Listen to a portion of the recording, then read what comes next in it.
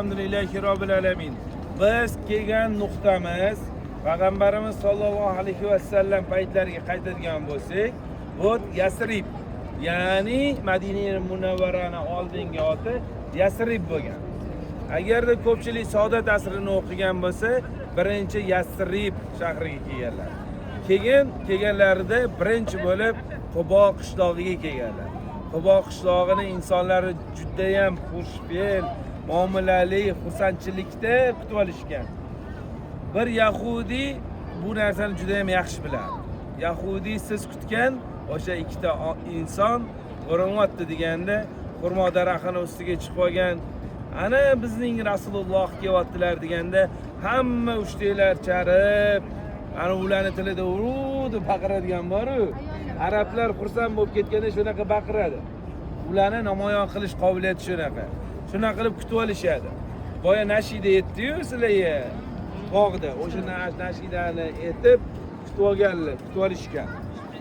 Aynan kutib olgandan keyin Payg'ambarimiz sollallohu alayhi vasallam o'zlariga uy qurish uchun makon qidiradilar. Makon qidirganlarida shu hozirga kirib chiqqan ravzalarning o'rnida ikkita yetimning uyi bo'lgan. Ikkita yetimning uyi bo'lgan. Ikkita yetimning uyi bo'lganda o'sha yerga borib turib, o'sha uyga olaman deganlarda ikkita yetim bola sizga shuni hadya degan. Lekin menga yetim haq kerak emas deb pulini berib, o'sha makonni joy olib, orqa hovlisidan masjid qurganlar. Nabaviyda. Ya'ni masjid qurganlar, shunda ham jamoa namoz o'qib, o'sha yerda ozgina tushuncha berib, ilm qilib, boshqa yurtlardan kelgan odamlarga dars o'tganlar. Ya'ni Nabaviy kirganingizda ravzada ko'rdinglarmi? Qandil turuvdi, tapchan turuvdi. O'sha tapchanni o'rnida o'sha yerda tushuncha berib, ilmni nurini sochganlar. Sizlar o'sha ravzaga kirganingizda ahamiyat bergan bo'lsanglar, ravza turibdi, yana bitta yonida imorat turibdi, kengisi. U uylar bo'lmagan. Eng ko'pi bilan o'zlari yashil gumbozi tegidagi Oysha onamizdan yashagan uylar. Birinchi payg'ambarimiz sollallohu alayhi vasallam bu dunyoni tark etganlarida Umar roziyallohu anhu jahl qilib kelgan. Chunki bu Yasrib bozori bo'lgan. Aynan shu voqea ona chap tarafda ko'ryapsizmi? To'rt burchak turibdi. To'g'rimizda mana Danyani yonida. Ana o'sha yerda Abu Bakr roziyallohu anhu xafa bo'lib chiqib kelganlar. Chiqib kelganlarida o'sha paytda Umar roziyallohu anhu jahl qilib, kimki Muhammadni o'ldi deb aytsa, boshini chopaman chiqib kelgan joyi shu bo'ladi. Kinolarda ham ko'rgansizlar. Saodat asrida ham. Ha. Boshini chopaman, Muhammad Alloh o'lmagan, ular huzuriga chiqib ketib yana qaytib keladilar deb dalolat qilib turadi Umar roziyallohu anhu. Shunda Abu Bakr roziyallohu anhu chiqqanladi, "Ey Umar, jim tur. Muhammad o'ldi. Kimki Muhammadga ibodat qilgan bo'lsa, Muhammad o'ldi. Kimki Allohga ibodat qilgan bo'lsa, Alloh o'lmaydi, Alloh cheksiz." Ya'ni Alloh mangu deb aytganlar Abu Bakr roziyallohu anhu. Shunda Umar roziyallohu anhu cho'kib qolib, o'sha yerda juda ham Bilol bilan birga xafa bo'lib, qayg'uga tushib qolishadi. Bu jarayonni o'sha yerdagi ancha-muncha sahobalar bardosh bera olmasdan, faqatgina ularga kim dalda bo'ladi, mendan keyin bo'lsa, kim amir bo'ladi? Abu Bakr roziyallohu anhu. Undan keyin kim bu narsaga munosib deganda, Abu Bakr roziyallohu anhu Umar roziyallohu anhuni munosib ko'rganlar. Yer yuzida adolat o'ldi deb qachon aytilgan? Umar roziyallohu anhu o'lgandan keyin adolat o'lgan. Yer yuzida mana hozir Ramazon kelyapti. Hammani qo'lida ehsonlik bor, zakotini berish kerak. Zakot beraman deb internetda ayting, 100 tasi yozadi, menga bergan. Lekin Umar roziyallohu anhu amir bo'lgan paytlarida eshiklarni taqillatib, tilla ko'tarib, "Men zakotimni oling" deb yurishgan. Chunki adolat bor joyda baraka bo'ladi. Ana o'shanda nima qilmaydi? Xiyonat qilmaydi, beradi. O'zidan orttirib beradi. Kimki taqvo bilan topgan pulidan 40 dan birini bersa zakot sifatida, Allohim uni 100 ming darajaga ko'paytirib beraman deb va'dasini beradi. Bizlarnikida nima bor? Gumon bor. O'zimga qolmasa-chi? ertaga men o'zim nima qilaman? Tag'in topib olgan gapi eng zo'r gapiga qoyil qolaman. Chorniy deyin deb qo'yaman. Chorniy piyatnitsaga o'tib olishdi o'zi. Chorniy piyatnitsa nimaligini bilasizlarmi? Qora juma kuni deyapmiz. Juma kuni musulmonlar bayrami u. Biz uchun bayram u. Bu yahudiylarning fitnasi u. Bizning bayramni qora deyin qilib. O'shaning uchun ilm oling, bilganingiz farzandingizga yetkazing. Zero siz ertaga bilib bilmay borib turib, uyingizga borib, to'g'riga qiblagohingizga olib borib qo'ygan kesbingizni 10 yil, 100 yildan keyin dodam shu kesbiga qarab ibodat qilardilar deydi. Chunki qiblagohini tanimagan bola nima deb o'ylaydi? Qiblagohini tanimagan bola nima deb o'ylaydi? Shunda nimadir bor omad keltirsa kerak deb o'ylaydi. Oladi-da boshqa joyga olsa. Qiblagohi o'zgardimi? Ketdimi? Keyin yerga tushadimi bir kun u? Bir kun qayg'uga tushib qolgan nevarangizmi, jiyaningizni, jiyanini kimdir oladi-da, mana shu baraka berardi deb bundoq qilib o'shaga sig'inishni boshlaydi. Ketdi. O'shaning uchun ilm bering, zero duo qilayotganingizda ma'ni avlodlarim avlodi ummatga foyda keltiradiganchilardan qilgin duo qilinglar, farzandinglar. Chunki sizni ertaga qabrda yotganingizda amallari farzandlaringizning savobi faqat o'sha bolalaringizdan borib turadi. Orqangizdan Mulk surasini o'qiydigan farzandingiz bo'lsa, qabrda azoblanmay yotasiz. Bormi farzandingizga Mulk surasini o'rgatdinglarmi? Mana orqamdan qabrda joylashib olgunimcha, azobini ko'rgunimcha Mulk surasini aytib turgin. Men o'sha yerga joylashib olay. Murran Nakir kelganda savol javob qilayotganda men oson o'tib olay. Seni birgina aytayotgan surangdan menga yaxshigina savob kelib turadi. Bir marta o'sha ham aytdingizmi? Chunki bular bizani andazamiz. Bizdan keyin bizga savob kelib turadigan shular. Ko'pchilik xato qilayotgan joyini aytaman. Madina Munavvaraga, Makkaga xurmo ektiramiz deyapti. Xurmo ektirsa, desa Madina Munavvaraga xurmo ektirishim.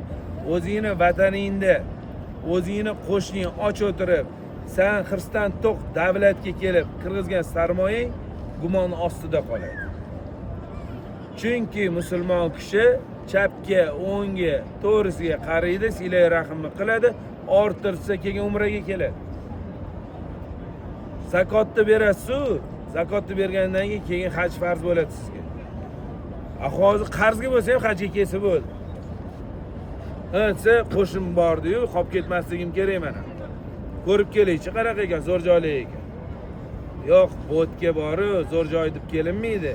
Bo'tga payg'ambarimiz sollallohu alayhi vasallamni shahidlarni ziyorat qilish uchun kelinadi. Bo'tga bir kunda bir marta kelib bo'lsa ham Qur'onni o'qib, xatm qilaman deb keladi. Qur'onni o'rganmagan odam men o'rganishim kerak bitta harfini bo'lsa ham deb keladi. Chunki shayton Madina Munavvarada hamla qilish qiyin bo'ladi. Hozir mana xotirjam yuribsiz-a? Ertaga Makkaga borasiz, qiyin bo'ladi. Chunki Makkada shaytonlarning eng zo'ri bor. Hozir xotirjam sakinat-a? Madina Munavvaraga hattoki Dajjal kira olmaydi. Shaytonlarni ko'p kira olmaydi. Nabaviyning ichiga kirib namoz o'qib ko'ring, xotirjam o'qiyapsiz, chunki shayton kira olmaydi. Alloh. Endi bizlarning ustozlarimiz aytishi bo'yicha. Lekin gastinisaning ichida o'qingda bunchalik sakinat emas. Ertaga Makkaga borasiz, namoz o'qiysiz, o'tga kira olmaydi shayton. Yoningizdagi odam telefon o'ynab o'tiradi, muzika qo'yadi yoki unda turtadi-da, ketdik gastinisaga deydi. Avtobusdan kechga qolamiz deydi. Sizning iymoningiz kuchaygan sari yaxshi o'rtoqlarni sizga yoningizga yaqinlashtirib qo'yadi. Afu meni orzu havas uchun kelmaganmiz, sinov uchun kelganmiz. To'g'ri, orzu havasni ham qilish kerak me'yorida. Chunki jannat qanaqaligini bilmasak, unga qiziqmay qo'yamiz. To'g'rimi? Xo'jdoda shunaqami? Jannatda erkaklarni aldab qo'ygan joyi hur qizda bo'ladi. Har bitta erkakga hur qizda berilar ekan. Ayollarni aldagan joyi, Allohimma aldagan joyi emas, va'dasi. Mukofot beraman, ya'ni padarka. Alloh mukofoti nima bo'lishi mumkin sizlarga? Uni tasvirlamaysiz, Alloh sizga surprizi nima bo'lishi. Jannatga kirgan ayolga Allohning mukofoti tayyor turibdi. Bizani qizlarni aldab qo'yadi, ilojimiz yo'q. Bizani o'sha jannatda ham momoxo bilan aldagan bo'lsa, endi bu yog'iga sizlarni bilmadim endi. Qanaqa ne'mat kutayotganing.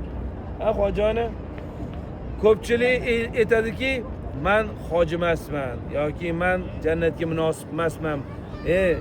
Farzand dunyoga keltirgan ona hoji bo'ladi. Hajji hisobini oladi. İnşallah hech kim bu dunyoda ibodati to'la to'kis qila olmagandek, biz ham qila olmaymiz. Biz faqatgina Allohning rahmatidan umidvor bo'lib, boshimizni egib borishimizni o'zi kibrni sindirib, shuni o'zi birinchi qadam jannatga. Ana o'shanda jannatga kiramiz. Qilgan aybimizni Alloh kechirarmikin deb borishimiz kerak. Tavba qildimi, bo'ldi, Alloh kechirib qo'ygan demasdan. Bitta domla bor ekanda, shunaqangi endi Qur'onni yodlagan ekan, shunaqangi ilm ahli ekan, xayolida bitta narsani o'ylar ekan, men jannatga kiraman der ekan, chunki o'tkazib qo'yganda xayolida. Alloh aytgan hamma ishni qilib bo'ldi. Lekin bir gunohkor menga o'xshagan misol uchun bitta odam bor. Har gal namoz o'qiganida o'sha eski qilgan gunohimni Alloh kechirdimikin? Meni shuncha qilgan ayblarimni Alloh kechirdimikin deb Allohdan hayo qilib, Allohdan qo'rqib borgan ekanda, Alloh aynan ilm ahlini do'zaxga tushiribdi-da, qo'rqib borgan odamni jannatga kirgizdi. Nimaga? Kibri bor inson jannatga kirmaydi. Allohning rahmatidan umidvor insongina jannatga kiradi. Xo'p, inshaalloh bilib oldik. Bu ko'rib turgan bu masjidda mana buni Bulut masjidi. Bu Bulut masjidi payg'ambarimiz sollallohu alayhi vasallam uylaridan to shu masjid oldiga kelganlarida boshlarining tepasida bulut kelar ekan. Xuddi nima deydi? Zontik deysizlar-ku, panaqilib kirasiz. Har doim boshlarining tepasida yurar ekan. Keyin bu yili O'zbekistonda yomg'ir namozini o'qishdi. Aynan shu masjidda o'qib berganlar birinchisi. O'qib berganlarda ketidan cho'ponlarning teskari o'girganlaridan keyin yomg'ir yog'ishni boshlagan. Shundan keyin musulmonlar yomg'irni so'rash duolarini o'qiydi. 10 taraflarda ko'rib turgan bu masjidlar kichkinagina Abu Bakr roziyallohu anhu ning masjidlari. Bu bozor bo'lganda, hammani o'zini masjidi bo'lgan, alohida. Bu eng katta masjid bo'lgan. Endi mana bu chap taraflarga qaraymiz, 10 taraf. Sizlardan qaragan oq masjid. Ali roziyallohu anhu masjidi. Kim bo'lgan? Kuyovlari bo'lgan. Kuyovlarining masjidi bo'lgan. Aynan shu makon mana shunaqa bozor atrofidagi masjidlar bo'lgan. Hozir agarda Saodat asriga qaytadigan bo'lsak, botlar kichkinagina do'konchalar yonma-yon, bozorchalar, oyoq qo'yishga changli, mana bunaqa toshli hududlar bo'lgan. Tekis. Aynan shu yerda shu voqealar bo'lgan. Inshaalloh ularga berilgan bu mafti bizga ham, ya'ni payg'ambarimiz sollallohu alayhi vasallam aytganlaridek shahid bo'lish hammaga nasib qilsin. Shahid bo'lish faqatgina qilichni olib, bortir kofirlarni o'ldirishamiz, unaqa tushunmaylik. Shahid ona bir farzandni dunyoga keltirayotganda dunyodan o'tishi yoki o'g'limni, farzandimni boqaman deb erkak kishi ko'chaga chiqib ketib, agarda yo'lda qanaqadir musibat bo'lib qazo qilsa ham shahid ketadi. Chunki siz har kuni ertalab rizqingizni, farzandingizni rizqini topaman deb ko'chaga chiqib 5 vaqt namozdan keyin qilayotgan har bitta amalingiz ibodatga kiradi. Siz o'ylaysizki, bo'ldi, men faqat farzandimni boqish uchun ko'chaga chiqyapman deb. Yo'q. Siz 5 vaqt namozni ado etib, undan tashqari qilgan ibodatlaringiz, ya'ni ishlayotganingiz ibodatga kiradi. Hattoki mana Nabaviyga ham kirib charchab yoki haramga borib ertaga charchab yotasizlar-ku, bu ham ibodatga kiradi. Allohning mehribonligini qarang. Faqatgina nima bandasidan so'rayaptiki, menga shirk keltirmagin deyapti. Shirkdan boshqa hamma gunohingni kechiraman deyapti. Bundan ortiq qanaqa baxt bor bizda? Faqatgina xolis Allohdan qiblaga qarab so'raymiz. Nimaki niyatlarimiz bo'lsa Allohim yetkazsin. To'yib zamzam ichinglar. Chunki bu Allohning ne'mati ertaga sizlardan olinadi 9 kundan keyin. vaqt o'tishini ko'ryapsizmi? Kecha kirib keluvdinglar. Kecha kirib keluvdi, ana yangi guruh. Ular ham o'sha kechishini eshitib yuragi orqaga tortyapti. Madina Munavvarada eng og'ir kecha qaysi bilasizlar?